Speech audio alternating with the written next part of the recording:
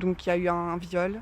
Il y a une deuxième fois où il m'a filmé lors d'un de nos rapports. C'était pas du tout consenti évidemment. Et lors d'un rapport sexuel, il m'a étranglée parce qu'il voulait absolument jouir en fait à l'intérieur de moi et moi j'ai refusé.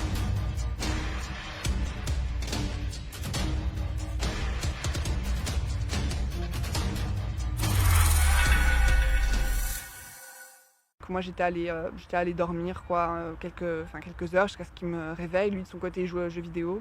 Ensuite il est revenu dans le lit et là il m'a fait part de son envie d'avoir une relation sexuelle. J'ai clairement dit que j'avais pas envie, que j'étais fatiguée, puis j'avais un petit peu bu avant donc vraiment que je voulais pas. Il a insisté puis voilà et après il m'a déshabillée et il m'a clairement violée donc sans voilà c'était vraiment pas consenti et puis tout au long de l'acte, enfin voilà, j'étais dégoûtée, je l'ai fait, voilà, je lui ai dit plusieurs fois que je voulais pas, que j'avais pas envie, que ça me faisait mal aussi en plus et il a continué malgré tout. Sur le moment même, moi je me rendais compte de ce qui se passait parce que je lui avais vraiment clairement dit non, je continuais à lui dire non même quand il m'a violée. J'étais vraiment dégoûtée de lui à tel point que je me rappelle, il voulait m'embrasser, j'avais mis ma main sur ma bouche et je secouais la tête, voilà. Moi, voilà, je pouvais pas non plus me battre contre lui parce que c'est quelqu'un de, voilà, il est plus grand, plus fort que moi.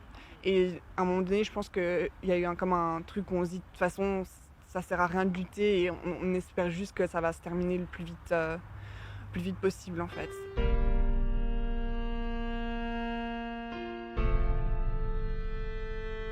Il y a une ambivalence en fait qui se crée, c'est d'un côté voilà, il montre des bons côtés en tout cas, un espèce de masque où il peut être très gentil, offrir des cadeaux, faire des compliments, etc.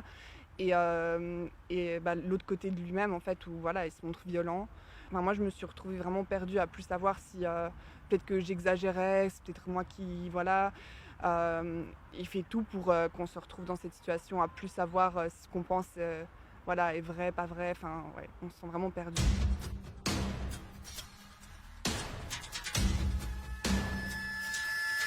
Il est venu chez moi, il a fait des dégradations à mon domicile. Et là, en fait, j'ai vraiment eu peur parce que je me suis rendu compte à quel point il pouvait être dangereux, en fait. Et c'est vraiment le déclic qui m'a fait aller porter plainte.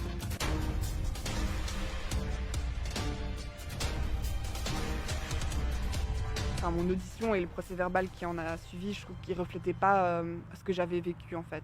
Ça pouvait laisser même penser que c'était pas si grave que ça ou que voilà, que c'était pas clairement un viol, ça n'a pas été bien retranscrit. Et par la suite, l'affaire a, selon moi, été bâclée en fait par la justice.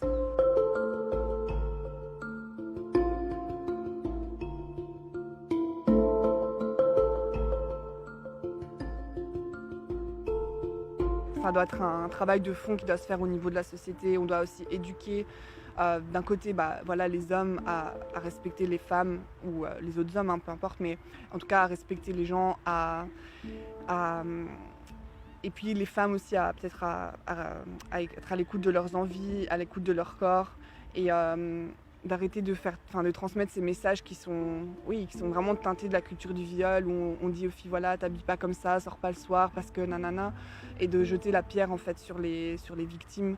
Mais il y a aussi tout le système qui doit changer, le système judiciaire, le système éducatif et tout ça qui doit changer, je pense.